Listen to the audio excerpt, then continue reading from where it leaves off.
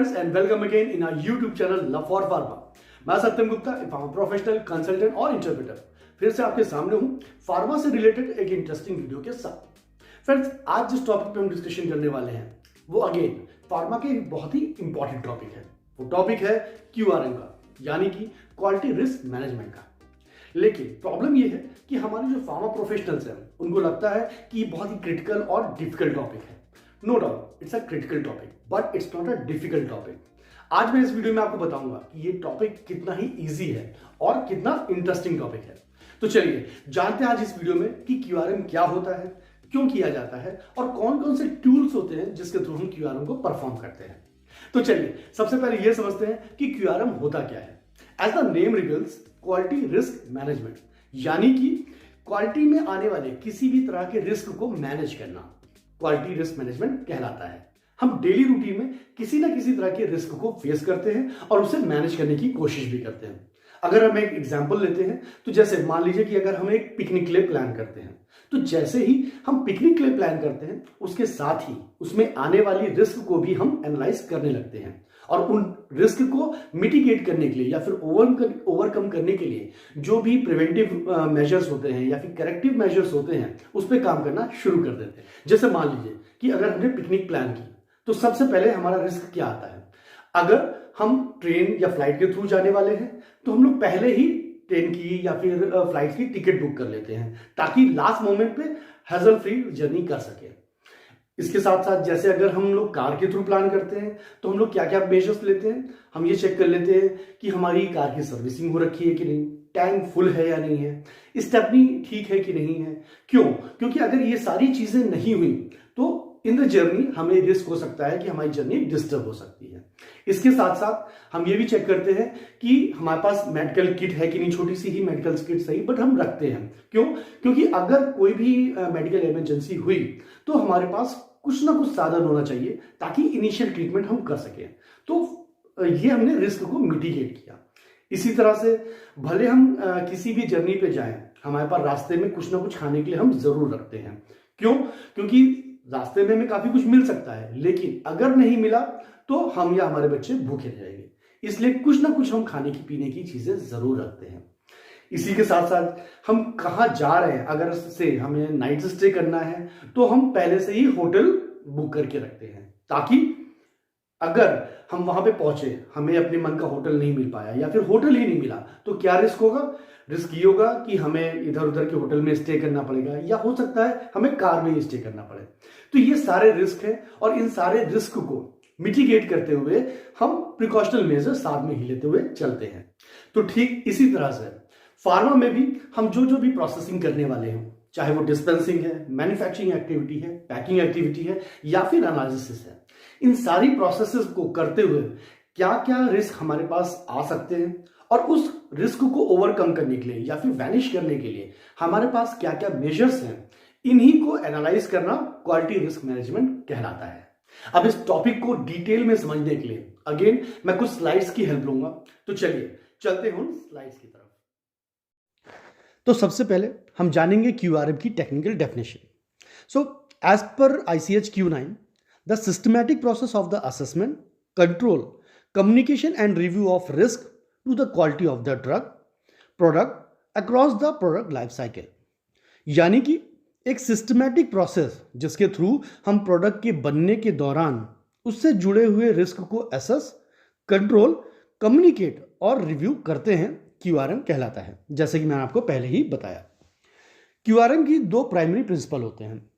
पहला, the evaluation of risk to quality should be based on scientific knowledge and ultimately linked to the protection of the patient। यानी कि जो risk हम evaluate कर रहे हैं वो साइंटिफिक रैशनल्स पर बेस्ड होना चाहिए, यानी कि लॉजिकल होना चाहिए और अल्टीमेटली पेशेंट की बेहतरी के लिए होना चाहिए। और दूसरा, the level of effort, formality and documentation of the quality risk management process should be proportional with the level of the risk.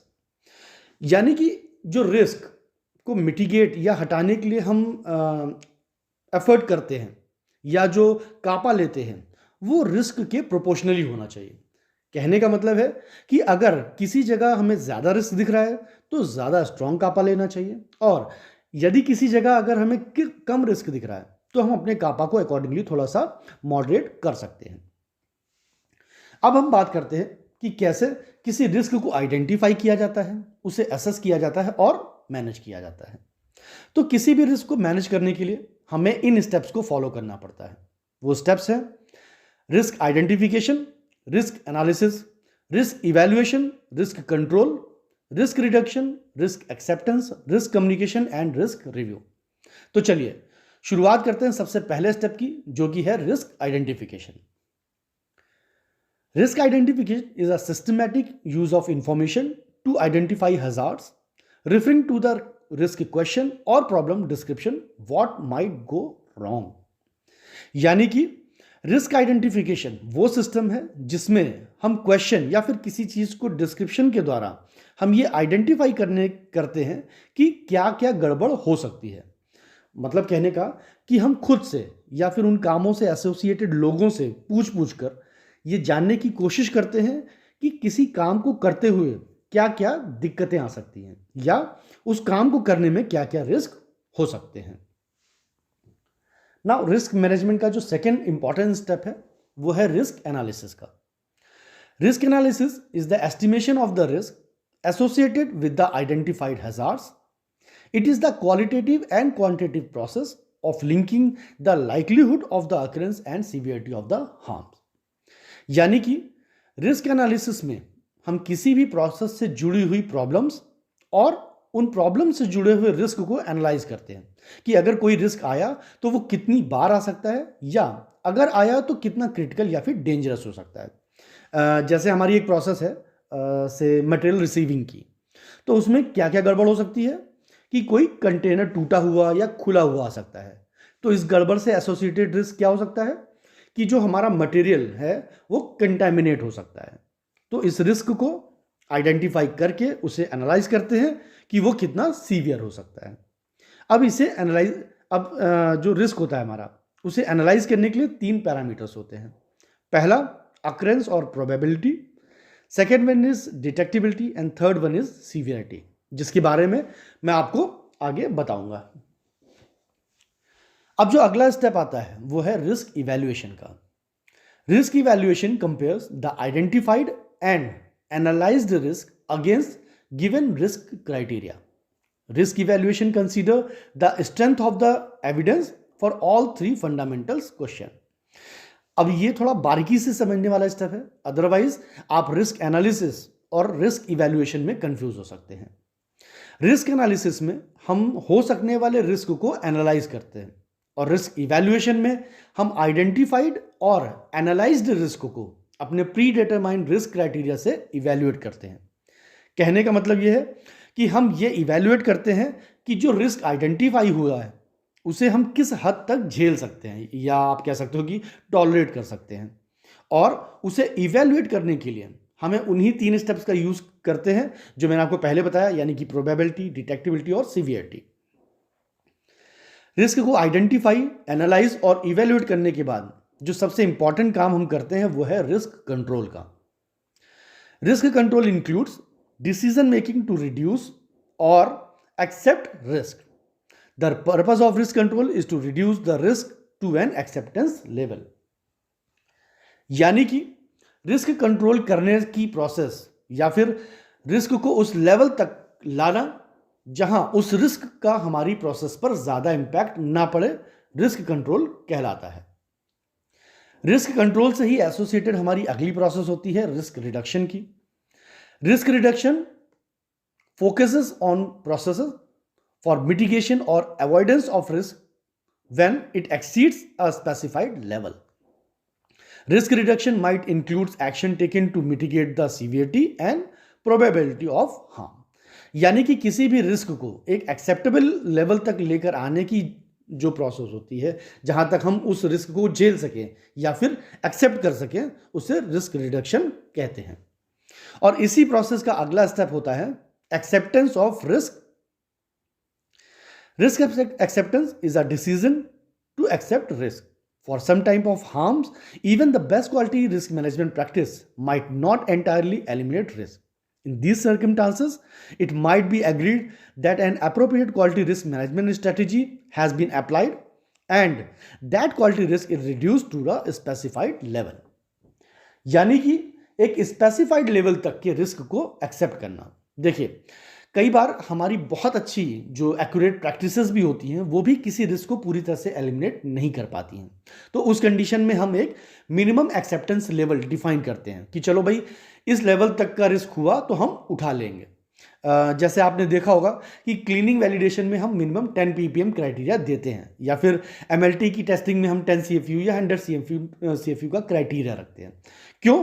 क्योंकि वो सारी जो वो प्रोसेसेस हैं उसमें हम प्रोबेबल रिस्क को पूरी तरह से एलिमिनेट नहीं कर सकते। फॉर एन एग्जांपल, आपने देखा होगा टीवी पर कि डेटॉल या लाइफ बॉय के साबुन के ऐड में वो सारे साबुन जम्स को क्लीन कर देता है, लेकिन फिर भी एक जम उसमें छूट जाता है जो हिलता हुआ सा दिखता होगा। बस वही है एक्सेप्टेंस लेवल। तो इन सारे स्टेप्स के बाद जो स्टेप्स आता है वो है रिस्क कम्युनिकेशन का।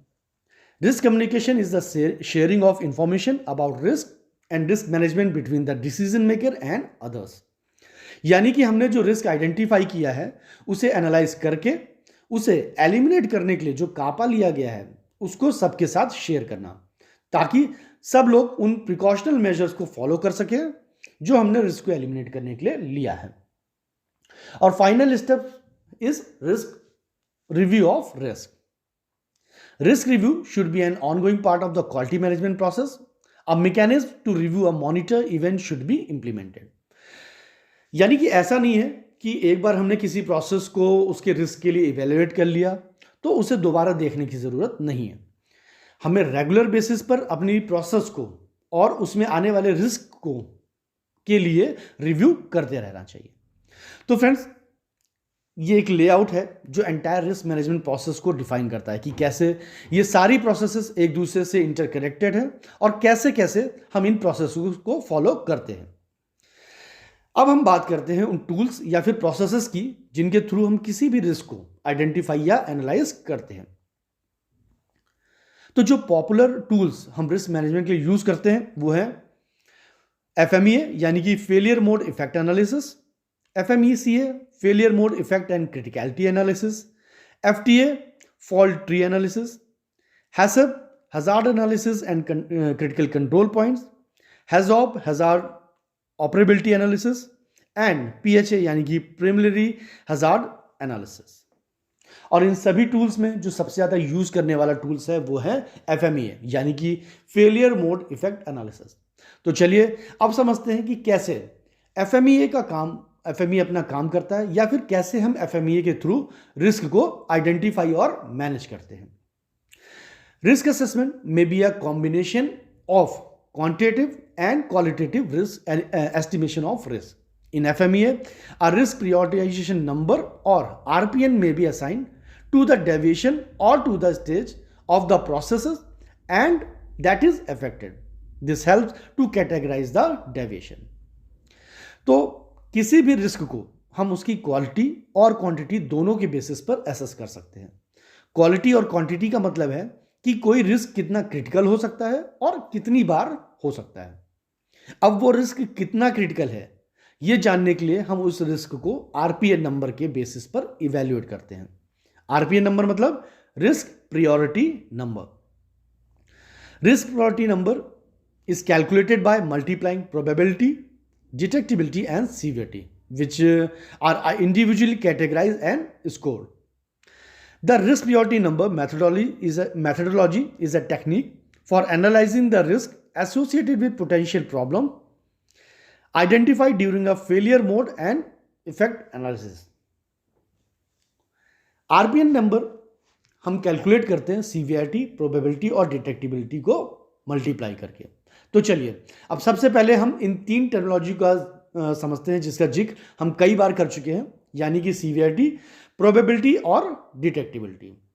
As the name reflects, severity which rates the severity of the potential effect of the failure, यानी कि किसी फेलियर से जो रिस्क होगा वो कितना सीवियर या फिर क्रिटिकल हो सकता है।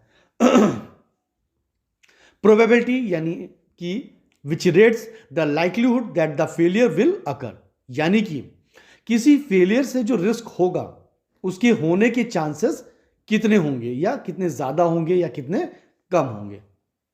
डिटेक्टिबिलिटी which rates the likelihood that a problem will be detected before it reaches the end user or customer, यानी कि किसी भी फेलियर से जो रिस्क होगा वो डिटेक्ट कितनी आसानी से होगा या फिर मुश्किल से होगा। मतलब अगर हम एक लाइन में कहें तो कोई रिस्क कितना खतरनाक हो सकता है, फिर या फिर कितनी बार हो सकता है, और हम उसे कितनी जल्दी उसे पकड़ सकते हैं, ये हम इवेल्युएट करते हैं सीवियरिटी, प्रोबेबिलिटी और डिटेक्टिबिलिटी के मदद से। अब जैसे कि मैंने आपको बताया कि रिस्क को इवेल्युएट करने के लिए हम आरपीएन नंबर कैलकुलेट करते हैं, और आरपीएन नंबर के लिए हम मल्टीप्लाई करते हैं सीवियरिटी, प्रोबेबिलिटी और डिटेक्टिबिलिटी को। तो बस सीवियरिटी, प्रोबेबिलिटी और डिटेक्टिबिलिटी को उनकी क्रिटिकलिटी या फिर सीरियसनेस के बेसिस पर नंबर दीजिए और आरपीएन कैलकुलेट कर लीजिए। सीवियरिटी, प्रोबेबिलिटी और डिटेक्टिबिलिटी को जो नंबर दिया जाता है वो जनरली 1 से 10 तक दिया जाता है। रिस्क की क्रिटिकलिटी के बेसिस पर हम रिस्क को 4 कैटेगरी में डिवाइड करते हैं। Category 1 that is catastrophic, a failure that may cause injury और डेथ, यानी कि ऐसा फेलियर या रिस्क जिससे डायरेक्टली पेशेंट को कोई हार्म या नुकसान पहुंच सके। Category 2 that is critical, a failure which may cause severe injury, major property damage और major system damage that will result in major downtime और प्रोडक्शन लॉस, यानी कि ऐसा फेलियर या रिस्क जिससे हम सिस्टम, मशीनरी या फिर किसी ऐसी चीज पर इंपैक्ट आए जिससे प्रोडक्शन या फिर प्रोडक्ट की क्वालिटी पर कोई इंपैक्ट आए। कैटेगरी 3 यानी कि marginal, a failure which may cause minor injury, minor property damage और minor system damage which will result in delay और लॉस ऑफ सिस्टम अवेलेबिलिटी और डिग्रेडेशन, यानी कि ऐसा फेलियर या रिस्क जिससे हमारे सिस्टम या मशीनरी पर इंपैक्ट तो हो सकता है लेकिन ऐसा इंपैक्ट ज्यादा क्रिटिकल ना हो। And the final category that is fourth category, minor, a failure not serious enough to cause injury, property damage और system damage but will result in unscheduled maintenance और रिपेयर, यानी कि ऐसा फेलियर या risk जिससे हमारे सिस्टम या machinery पर कोई इंपैक्ट ना हो, बस कोई छोटा मोटा डेविएशन हो। तो फ्रेंड्स, ये था क्यूआरएम को मैनेज करने का तरीका, उसके कंपोनेंट्स और वो टूल्स जिसके थ्रू हम क्यूआरएम करते हैं। अब इस स्लाइड में मैं एक सैंपल फॉर्मेट के थ्रू आपको समझाने की कोशिश करूंगा कि कैसे हम क्यूआरएम को इवैल्यूएट करते हैं और कैसे इसकी नंबरिंग करते हैं। ना जैसा कि आप इस फॉर्मेट में देख सकते हैं कि हमने प्रोसेस या उस एक्टिविटी को डिफाइन किया है जिसका क्यूआरएम करना है, फिर उस प्रोसेस से क्या फेलियर जुड़े हो सकते हैं उसे डिफाइन किया है, उस फेलियर से क्या क्या रिस्क हो सकते हैं और उन रिस्क को कंट्रोल करने के लिए क्या क्या उपाय हैं हमारे पास उसको डिफाइन किया है, और इन सारी चीजों को के बेसिस पर हम आरपीएन नंबर देंगे वो बताया है। अब जैसे कि हमने यहां पे एग्जांपल लिया है कि मटेरियल रिसीविंग का, यानी कि मटेरियल रिसीविंग का जो एक्टिविटी है उससे जुड़े क्या क्या फेलियर हो सकते हैं और उनसे जुड़े क्या क्या रिस्क हो सकते हैं वो हम यहां पे एग्जांपल के तौर पर देखते हैं। जैसे कि पहला जो फेलियर हम डिस्कस करने वाले हैं वो है कि जिस गाड़ी में वो मटेरियल आया है वो गंदी हो और उससे किसी तरह का कंटेमिनेशन हो जाए। अब इस फेलियर से जुड़ा जो रिस्क है वो क्या है कि मेरा मटेरियल कंटेमिनेट हो सकता है। तो इस चीज को कंट्रोल करने के लिए हमारे पास सेफ्टी मेजर क्या है कि हमारे पास डिफाइंड एसओपी है और चेकलिस्ट है कि किन किन कंडीशन में हमारे पास मटेरियल रिसीव होना चाहिए। इसी तरह से दूसरा फेलियर क्या हो सकता है कि जिस गाड़ी से मेरा मटेरियल आया हो उसकी स्टोरेज कंडीशन ठीक ना हो। मान लीजिए कि हमारा कोई रॉ मटेरियल है जिसकी स्टोरेज कंडीशन बिलो 8 डिग्री है और वो एक नॉर्मल ट्रक से है जिसमें टेम्परेचर कंट्रोल ना हो सकता हो, उससे लाया जाए तो क्या होगा, इससे ये होगा कि जो मेरा मटेरियल की क्वालिटी है उस पर इंपैक्ट आ सकता है। और इस सिचुएशन को कंट्रोल करने के लिए भी हमारे पास एसओपी होनी चाहिए। इवन आप ट्रांसपोर्ट वैलिडेशन भी कर सकते हैं। तो इस तरह की सिचुएशन को एलिमिनेट किया जा सकता है इन मेजर्स के साथ। इसी तरह से अगला फेलियर क्या हो सकता है कि किसी अनअप्रूव वेंडर से मटेरियल आ जाए, तो उसका रिस्क क्या होगा कि मेरे मटेरियल की क्वालिटी हमें ठीक मिले या ना मिले। इस सिचुएशन को अवॉइड करने के लिए हमारे पास वेंडर अप्रूव होने चाहिए और उसकी एक प्रॉपर लिस्ट होनी चाहिए कि जिससे हम वेंडर को वेरीफाई कर सके मटेरियल को रिसीव करने के टाइम पे। अगला फेलियर क्या हो सकता है कि हमारे पास जो कंटेनर रिसीव हो रहा है वो ब्रोकन या फिर ओपन कंडीशन में रिसीव हो। तो इसका रिस्क क्या होगा कि मेरे मटेरियल की क्वालिटी पे इंपैक्ट आ सकता है। तो उसके लिए भी हमारे पास एसओपी या फिर चेकलिस्ट होना चाहिए कि हमें किस तरह का मटेरियल रिसीव करना है और किस तरह का रिजेक्ट करना है। अब इन सिचुएशंस के बेसिस पे ही हमने ऑकरेंस, सीवियरिटी और डिटेक्टिबिलिटी को 1 से 10 तक का नंबर देंगे और आरपीएन कैलकुलेट करेंगे। मतलब कहने का कि जो जो हमने कंडीशन बताई उससे एसोसिएटेड जो करेक्टिव मेजर्स हैं वो अगर हमारे पास हैं, स्ट्रॉन्ग है या नहीं है, इस चीज़ के बेसिस पे ही हम अकरेंस, सीवियरिटी और डिटेक्टिबिलिटी को 1 से 10 तक का नंबर देंगे और आरपीएन कैलकुलेट करेंगे। अगर आरपीएन हमारी डिफाइंड लिमिट के अंदर आया तो ठीक है, नहीं तो हम उस पर्टिकुलर एक्टिविटी के लिए कापा लेंगे ताकि उस एक्टिविटी के रिस्क को हम कम कर सके और कापा इंप्लीमेंट होने के बाद फिर से आरपीएन को कैलकुलेट करेंगे। कहने का मतलब यह है कि एक प्रॉब्लम या एक रिस्क को आइडेंटिफाई किया हमने, उसको ओवरकम करने के लिए या उससे बचने के लिए हमारे पास क्या मेजर्स हैं और कितने स्ट्रॉन्ग मेजर्स हैं उसको आइडेंटिफाई किया और उसको इवेल्युएट किया कि भाई ये प्रॉब्लम थी, इससे बचने के लिए हमारे पास ये सोल्यूशन है या नहीं है, या अगर है तो कमज़ोर सोल्यूशन है, या फिर अगर है तो हमारे पास एक ठोस सोल्यूशन है उस चीज़ से बचने के लिए। इसी के बेसिस पे हम आरपीएन को कैलकुलेट करेंगे। जैसे इस स्लाइड में आप देख सकते हैं कि किसी एक्टिविटी की अकरेंस, सीवियरिटी और डिटेक्टिबिलिटी पर जो नंबर आया वो 7, 8 और 5 है। अब इसलिए इसका आरपीएन हुआ 280 और कापा लेने के बाद अगर मान लीजिए 280 हमारे लिमिट से बाहर जा रहा है तो हम इसके लिए कापा लेंगे और कापा लेने के बाद जो रिवाइज अकरेंस, सीवियरिटी और डिटेक्टिबिलिटी का जो नंबर आया है वो है 7, 6 और 4। तो अब इसका आरपीएन हुआ 168 यानी 168, जो कि पहले से कम हो गया। यानी कि जो रिस्क एसोसिएटेड था हमारी प्रोसेस से अब वो विद इन एक्सेप्टेबल लिमिट हो गए। तो इस तरह से हम अपने रिस्क को आइडेंटिफाई करेंगे, उस रिस्क से रिलेटेड जो भी हमारे पास करेक्टिव और मेजर्स हैं उसको आइडेंटिफाई करेंगे, उनका आरपीएन कैलकुलेट करेंगे और फिर अपने रिस्क को मिटिगेट करने की कोशिश करेंगे। तो फ्रेंड्स, देखा आपने कि क्यूआरएम का टॉपिक इतना डिफिकल्ट नहीं है जितना वो दिखता है। हाँ, थोड़ा ब्रेनस्टॉर्मिंग जरूर है लेकिन वो डिफिकल्ट टॉपिक नहीं है। आई होप कि आपको क्यूआरएम का ये टॉपिक समझ में आया हो और अगली बार आप एफएमईए या फिर किसी दूसरे टूल के थ्रू आरपीएन को कैलकुलेट करेंगे और क्यूआरएम को इंप्लीमेंट करेंगे। तो फ्रेंड्स, आज की इस वीडियो के लिए बस इतना ही। अगले वीडियो में मैं फिर फार्मा की किसी ना किसी इंपॉर्टेंट टॉपिक के साथ आपके सामने आऊंगा और उसे डिस्कस करूंगा। तब तक के लिए थैंक यू वेरी मच। और हाँ, अगर आपको मेरा ये वीडियो पसंद आया तो प्लीज इसे लाइक, शेयर और कमेंट जरूर करें और हाँ, मेरे चैनल को सब्सक्राइब करना मत भूलिएगा। तो फ्रेंड्स, तब तक के लिए थैंक यू वेरी मच।